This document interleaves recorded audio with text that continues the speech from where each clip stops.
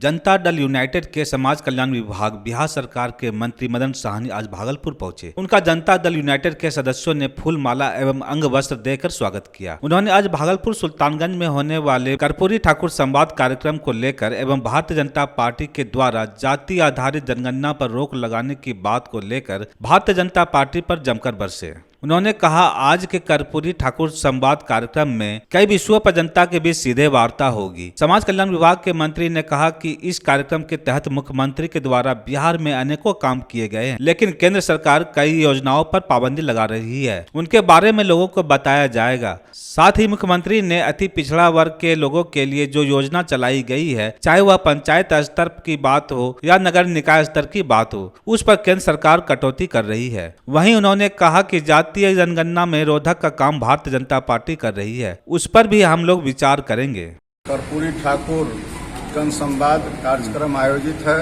उस सम्मेलन के माध्यम से हम लोग जो बिहार के अंदर में मुख्यमंत्री जी के द्वारा अनेकों काम किए गए हैं, सभी लोगों के लिए किए गए हैं, लेकिन इसमें विशेष रूप से जो अत्यंत पिछड़ा वर्ग के लोग हैं उनको उपस्थित होना है और अत्यंत पिछड़ा वर्ग के लोगों के लिए जो विभिन्न तरह का योजना चलाया गया है, पंचायत के अंदर और नगर निकाय के अंदर जो आरक्षण मिला है और केंद्र सरकार के द्वारा जो आरक्षण में कटौती की जा रही है, साजिश की जा रही है, उस पर हम लोग विस्तार से चर्चा करेंगे।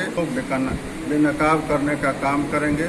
केंद्र जो जिस तरह से हम लोग को भारतीय जनता पार्टी के लोग जिस तरह हम लोग को न्यायालय में जाकर के अपने लोगों को खड़ा करके और जो जातीय गणना में अवरोधक बनने का काम कर रहे हैं, उसको भी हम लोग इस सम्मेलन के माध्यम से लोगों तक पहुंचाने का काम करेंगे।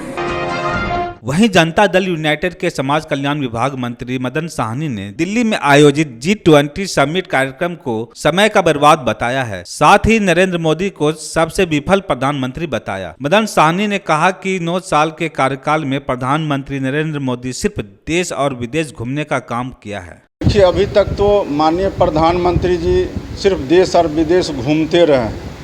फायदा के नाम पर तो हम लोग जीरो समझते हैं। उनका जो अगर हम लोग आकलन करें 9 साल का, तो हमको नहीं लगता है कि वो अब तक जितने भी देश में प्रधानमंत्री हुए हैं उससे सबसे ज़्यादा विफल प्रधानमंत्री का अगर सूची तैयार होगा तो ये सबसे निचले पैदान पर रहेंगे। इसलिए हम लोग को लगता है कि G20 का सम्मेलन हो या ये विदेश जाते हो, ये अपना समय तो बर्बाद करते ही हैं, देश का भी समय बर्बाद कर रहे हैं।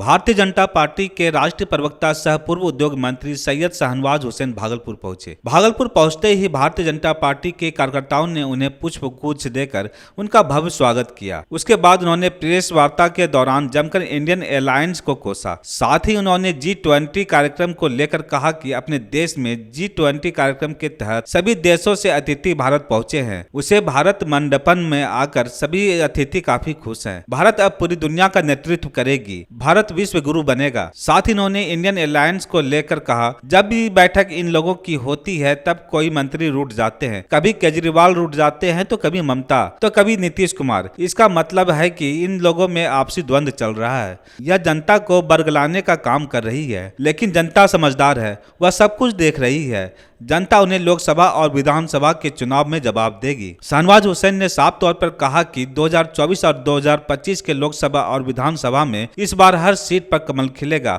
और कमल ही राज करेगा। कि भारतीय जनता पार्टी से विरोध करते करते हिंदू समाज और सनातन समाज के विरोध पर उतर आया है सो कॉल्ड इंडिया अलायंस। ये इंडिया अलायंस नाम क्या रख लिया तो क्या हो जाए? ये तो नहीं होता है ना, कोई नाम से क्या होता है। ये देश इंडिया नाम रखने से क्या यही गुण आए हैं कि सनातन धर्म हिंदू धर्म को कोई कह रहा मलेरिया है, डेंगू है और क्या क्या शब्द कहा जा रहा है।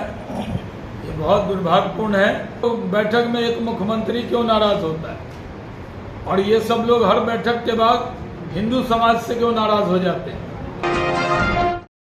भागलपुर में डेंगू मरीजों की संख्या में बेतहाशा वृद्धि को लेकर आज भारतीय जनता पार्टी के राष्ट्रीय प्रवक्ता सैयद शाहनवाज हुसैन ने बिहार सरकार के नगर विकास विभाग की उदासीनता पर जमकर करारा प्रहार किया। उन्होंने कहा, भागलपुर डेंगू बीमारी को लेकर हॉटस्पॉट बन गया है। वहीं हर दिन दर्जनों केस सामने आ रहे हैं, फिर भी जिला प्रशासन इस पर सख्त कदम नहीं उठा पा रही है। वहीं उन्होंने जवाहरलाल नेहरू चिकित्सा महाविद्यालय अस्पताल की जर्जर व्यवस्था पर कहा कि जितने भी मरीज जा रहे हैं उसमें लगभग लोगों को जमीन पर बिना चादर के सुला दिया जा रहा है और अस्त व्यस्त स्थिति में इसका इलाज किया जा रहा है। यह कहीं से सही नहीं है। उन्होंने साफ तौर पर कहा कि भागलपुर के लिए यह संकट का विषय है। कोरोना महामारी से भी बड़ा संकट डेंगू भागलपुर में पांव पसार रहा है। इससे निपटने के लिए बिहार सरकार के नगर विकास विभाग को और जिला प्रशासन को सख्त कदम उठाने की जरूरत है। वहीं सैयद शाहनवाज हुसैन मायागंज अस्पताल पहुंचकर डेंगू के मरीज से मिलने पहुंचे और डेंगू के मरीजों से अस्पताल की सुविधा के बारे में जानकारी ली। शाहनवाज हुसैन ने कहा, जल्द स्वास्थ्य व्यवस्था दुरुस्त हो वरना होगी पदाधिकारी पर कार्रवाई।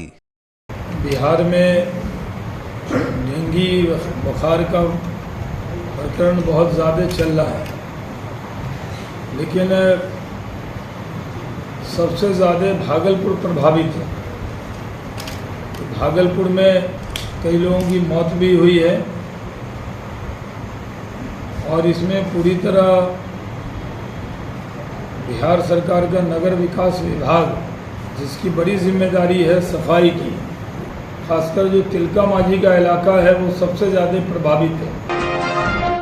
राष्ट्रीय विधिक सेवा प्राधिकार के तहत पूरे भारतवर्ष में इस वर्ष का तीसरा राष्ट्रीय लोक अदालत का आयोजन आज भागलपुर सिविल कोर्ट में आयोजित की गई, जिसका उद्घाटन जिला एवं सत्र न्यायाधीश, जिलाधिकारी, पुलिस अधीक्षक ने सामूहिक रूप से दीप प्रज्वलन किया। उद्घाटन कार्यक्रम के दौरान दर्जनों न्यायिक पदाधिकारी, अधिवक्ता, शहर के गणमान्य चिकित्सक एवं शिक्षाविद मौजूद थे। भागलपुर में केस निष्पादन के लिए 25 बेंच बनाए गए थे, जिसमें भागलपुर सदर में 17, कहलगांव में 2 और नवगछिया में 6 बेंच बनाकर कई वादों का निष्पादन किया गया। राष्ट्रीय लोक अदालत में न्यायालय में लंबित विभिन्न प्रकार के मामलों के अतिरिक्त एप्लीकेशन स्तर पर बैंक लोन रिकवरी, वित्तीय संस्थाओं के मामले के अलावा कई आपसी सुलह समझौता निःशुल्क कराए गए। वहीं आज इसको लेकर जिला विधिक सेवा प्राधिकार भागलपुर के सचिव ज्योति कुमारी ने कहा कि इसके लिए हम लोगों ने 1 सितंबर से लगातार जागरूकता रथ भी निकाला था। वह रथ लोगों को गाँव-गाँव जाकर राष्ट्रीय लोक अदालत में अपने केस के निष्पादन करने को लेकर जागरूक कर रहा था। हम लोगों ने कई नोटिस भी जारी किए थे। वहीं भागलपुर सहित नवगछिया और कहलगांव में कई वादों को लेकर आज केस का निष्पादन किया गया। इस राष्ट्रीय लोक अदालत में मामले का निष्पादन बिल्कुल निःशुल्क किया जाता है।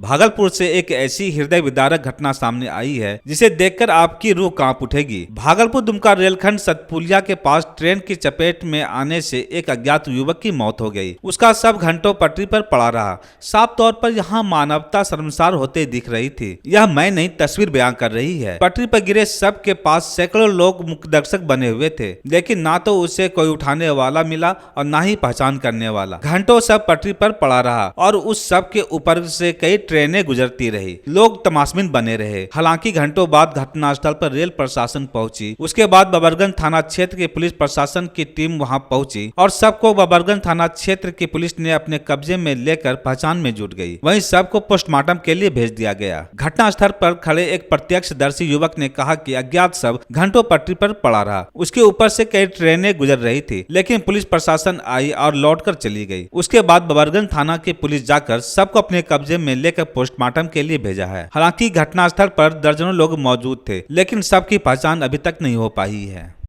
यही 9 के 10 बजे बीच में इसे हुआ होगा लगभग। हम लोग तो अभी आए देखने के लिए। अभी तक प्रशासन आई थी। कुछ प्रशासन बोले हैं कि पब्लिक लोग की यहीं बैठे हुए हैं और कुछ भी जो है गए। लगभग भाई 3 गो।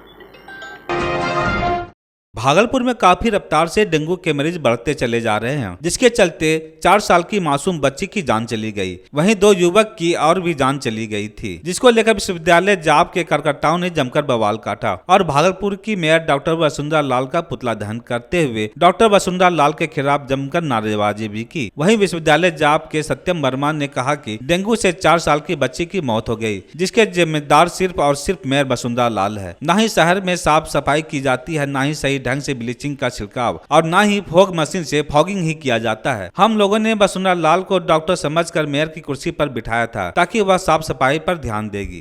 पूरे बिहार में 1 नंबर पे डेंगू के कारण फंसा हुआ है आज पिछले कुछ दो दिन पहले 4 साल की बच्ची हमारे शहर में इस शहर को छोड़ के चले गए, इस दुनिया को छोड़ कर गए। इसके जिम्मेदार पूरे के पूरे वसुंधरा लाल मेयर है। आज भागलपुर में सफाई के मामले में कहीं कुछ नहीं है। वसुंधरा लाल को इसलिए यहाँ के लोगों ने चुना क्योंकि वो एक पेशे से डॉक्टर है और डॉक्टर सबसे ज़्यादा साफ सफाई पे ध्यान देती है। भागलपुर में डेंगू मरीजों की संख्या में बेतहाशा वृद्धि हो रही है। 21 दिनों के अंदर डेंगू पीड़ितों की संख्या 137 के पार हो गई है, जहां 3 की मौत भी हो गई। इसको लेकर नगर निगम काफी सख्ते में आ गई और 4 रोस्टर बनाकर सफाई कर्मियों को फॉगिंग मशीन और ब्लीचिंग पाउडर का छिड़काव करा रही है ताकि डेंगू से बचाव किया जा सके। वहीं मेयर डॉक्टर वसुंधरा लाल खुद इसकी मॉनिटरिंग कर रही है। मेयर ने शहरवासियों से अपील की है कि अपने आसपास साफ सफाई रखे। इसमें नगर निगम भी सहयोग करेगी। साथ ही साथ उन्होंने कहा कि अपने बच्चों को बाहर फुल कपड़े पहना करके ही भेजे, आसपास पानी को जमने ना दे और जब भी सोए तो मच्छरदानी लगाकर सोए, तभी डेंगू से बचाव किया जा सकता है। हम तो अथक प्रयास कर रही है फॉगिंग के लिए, एंटी लार्वा छीटने के लिए। यहाँ से रोस्टर भी बन चुका है, मतलब नया रोस्टर बना है जिसमें डेली 4 ग्रुप बांटा गया है। 4 ग्रुप में, उसमें एक ग्रुप में 4 वार्ड को लिया गया है और डेली इस तरह से रोटेट होके फॉगिंग हो रही है। और अभी मैं खुद से जा रही हूँ देखने के लिए कि कहाँ फॉगिंग आज के रोस्टर में जो डाला गया है तो वो फॉगिंग हो रहा है वहाँ पर कि नहीं हो रहा है। भागलपुर के कई विद्यालयों में बस की सुविधा है, लेकिन कई विद्यालय संचालक के पास उस बस की पूरी कागजात नहीं है और यातायात के नियमों का अगर पालन नहीं कर रहे हैं तो उस विद्यालय संचालक पर गाज गिर सकती है। इसको लेकर आज डीटीओ जनार्दन कुमार और एमबीआई निशांत कुमार के नेतृत्व में सभी स्कूलों के संचालक के साथ एक अहम बैठक बुलाई गई, जिसमें साफ तौर पर कहा गया कि यातायात के 19 नियमों का पालन करना निहायत जरूरी है। अगर बस में सीट से अधिक बच्चे को बैठाया गया या फिर कागजात में कमी रहती है या बस के चलते सड़कों पर यातायात सुविधा में बाधा आती है, साथ ही बच्चों के लिए फास्टेट बॉक्स, पानी की सुविधा आदि अगर बस में नहीं होती है तो इस पर विद्यालय संचालक पर केस दायर हो सकता है। वहीं डीटीओ जनार्दन कुमार और एमबीआई निशांत कुमार ने मौजूद स्कूल के संचालकों से कहा कि जो भी यातायात के 19 नियम है उन्हें जल्द से जल्द पूरा करे, अन्यथा विद्यालय संचालक पर कार्रवाई होगी। इसमें बाल परिवहन का जो हमारा जो दिशा निर्देश दिया गया है उसका 19 बिंदु है लगभग मुख्य रूप से, उसका अनुपालन करना सुनिश्चित करें ये लोग। और दूसरी है कि अगर ये लोग उस बिंदु में अनुपालन नहीं सुनिश्चित करते हैं तो हम लोग उच्च अधिकारी को विद्यालय प्रबंधन के खिलाफ लिख करके देंगे कि भाई इनके द्वारा इन बिंदुओं का अनुपालन सुनिश्चित नहीं किया जा रहा है, तो फिर उन पर उच्च अधिकारी के द्वारा या जो भी होगा वहाँ से कार्रवाई होगी। शुक्रवार की देर शाम शहीद गौतम यादव का पार्थिव शरीर उनके पैतृक गांव लाया गया, जहां पहले से ही गांव वालों की ओर से मातमी जुलूस के साथ हजारों की संख्या में शहीद गौतम यादव को देखने के लिए लोगों की जनसैलाब उमड़ पड़ा था। ढोल नगाड़ों के साथ देशभक्ति की गीत भजन के साथ सब यात्रा निकाली गई। शहीद गौतम यादव को टिनटंगा के जहाज घाट पर गौतम के छोटे भाई सौरभ यादव ने मुखाग्नि दी। बताते चले कि शहीद गौतम यादव टिनटंगा दियारा निवासी अरुण यादव के पुत्र आर्मी रेजिमेंट के 19वीं बटालियन के पटियाला पंजाब में कार्यरत थे, जहां अहले सुबह पीटी करने के दौरान अचेत होकर गिर गए, जिसके बाद हार्ट अटैक से उसकी मौत हो गई। परिवार वालों को जब इसकी जानकारी मिली तो घर में मातम पसर गया। जिले में अपराधियों का मनोबल लगातार बढ़ते जा रहा है। ताजा मामला भागलपुर के जोगसर थाना क्षेत्र के खरमनचक स्थित आबकारी गोदाम के निकट का है, जहां अपराधियों के द्वारा 30 अगस्त की संध्या लाजपत पार्क में खेलने जाने के दौरान 12 वर्षीय करण कुमार का गुप्तांग काट दिया गया, जिसकी जानकारी पर पीड़ित करण के पिता रमेश दास, खरमनचक निवासी सुमित कुमार, पिता टुनटुन मंडल, गौतम कुमार, विकास कुमार मंडल, पिता मुन्ना मंडल के पास जब बोलने गए तो उन लोगों के द्वारा पीड़ित बच्चे के पिता के साथ भी गाली गलौज कर अभद्र व्यवहार किया और पॉकेट से 5000 भी जबरदस्ती निकाल कर यह कहा कि शिकायत लेकर जहां जाना है जाओ, हमारा कोई कुछ नहीं बिगाड़ सकता। हालांकि मामले को लेकर पीड़ित करण के पिता रमेश दास जोगसर थाने में भी आवेदन दिया और एसएसपी कार्यालय में भी आरोपी के खिलाफ शिकायत की, लेकिन पीड़ित को कहीं से भी कोई न्याय की आस नहीं दिखाई दे रही है। मेरे फुच्चू कुमार आया हमको बुलाने 2-3 बार, उसका हम गए, हम नहीं जा रहे थे, हम सोए हुए थे। उसका मामा मतलब फुच्चू आया, हमको लेके खींच के गया पार्क। ये उसका भगना फुच्चू कुमार, इसका गौतम कुमार का। अच्छा, क्या बात है उसको? हम गए ना पार्क तो उसका मामा काट दिया, हम टॉयलेट कर रहे थे।